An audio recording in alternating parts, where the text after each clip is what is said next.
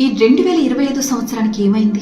జనవరి మొదలుకొని ఇప్పటి వరకు నాన్ స్టాప్ గా ఏదో ఒక చోట ఏదో ఒక ప్రమాదం జరుగుతూనే ఉంది. పదుల సంఖ్యలో మృత్యువాత పడుతూనే ఉన్నారు. ఎంతో మంది గాయాల పాలై ఇప్పటికీ ఆసుపత్రుల్లో చికిత్స పొందుతున్నారు. ఒకసారి మనం ఆ ప్రమాదాలన్నీ నెమరు వేసుకుంటే, తిరుపతిలో జరిగింది. ఫస్ట్ జనవరి 8వ తారీఖున ఏకాదశి రోజున ఆ శ్రీవారిని దర్శించుకుందామని వెళ్లిన భక్తులు క్యూ లైన్ లో తోపులాట కారణంగా అక్కడికక్కడే 6 మృతి చెందారు. ఇక ఫిబ్రవరిలో జరిగిన మరొక ఘటన దోమలపెట్టలో.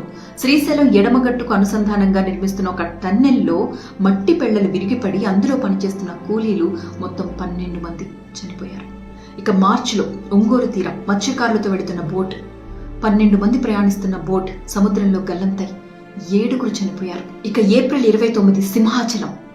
ఇక్కడ కూడా ఆ సింహాద్రి అప్పన్న చందనోత్సవాన్ని కళ్ళారా చూడాలని వెళ్లిన భక్తులు గోడ కూలిపోయి ఆ గోడ కింద పడి 7 చనిపోయారు. ఇక మే 18 హైదరాబాద్. ఈ ఘటన ఎవరు మర్చిపోలేరు. గుల్జార్ హౌస్ లో అగ్ని ప్రమాదం జరిగి షార్ట్ సర్క్యూట్ కారణంగా ఆ ఫ్లోర్లలో ఉన్న వాళ్ళందరూ కూడా మంటల్లో చిక్కుకుపోయి చనిపోయిన ఘటన. 17 మంది మంటల్లో కాలిపోయారు.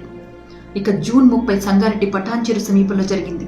పాసమైలారంలోని ఒక పారిశ్రామిక వాడలో అక్కడున్న సిగాచి పరిశ్రమలో ఒక్కసారిగా రియాక్టర్ పేలడంతో ఈ ఘటన జరిగి 46 మంది దుర్మరణం పాలయ్యారు. ఏర్లో జరిగిన అత్యధిక పెద్ద ప్రమాదం, అత్యధిక మరణాల సంఖ్య సంభవించింది ఈ ప్రమాదంలోనే.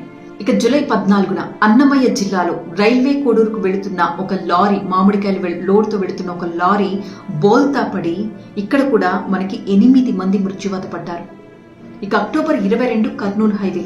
ఇదైతే ఇంకా కళ్ల ముందు కదలాడుతోన్న ఘటన ఇది. బస్సు మంటల్లో తగలబడిపోయి ఆహాకారాలు చేస్తూ చనిపోయిన వాళ్ళు 19 మంది సజీవ దహనమైపోయారు. ఇక నవంబర్ 1 కాశీబుగ్గ. ఇలాంటి ఘోరం ఎవ్వరికి జరగకూడదు.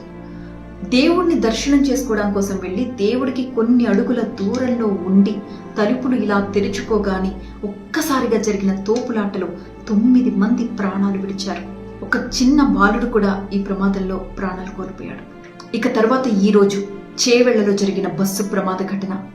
ఒక టిప్పర్ నిర్లక్ష్యం కారణంగా టిప్పర్లో వెళ్తున్న కంకరంతా బస్సులోకి పడిపోయి 19 మంది చనిపోవడం ఏంటి? ఎంత ఘోర ప్రమాదాలు ఇవన్నీ! ఎవరి తప్పిదాలు ఇవన్నీ? జనవరి నుంచి నవంబర్ వరకు చూసుకుంటే ఇన్ని ఘోర ప్రమాదాలు, ఇంతమంది సజీవ సమాధి, సజీవ దహనమైపోయి ఎంతో మంది గాయపడి ఇప్పటికీ ఆసుపత్రుల్లో చికిత్స పొందుతున్నారు తెలుసా?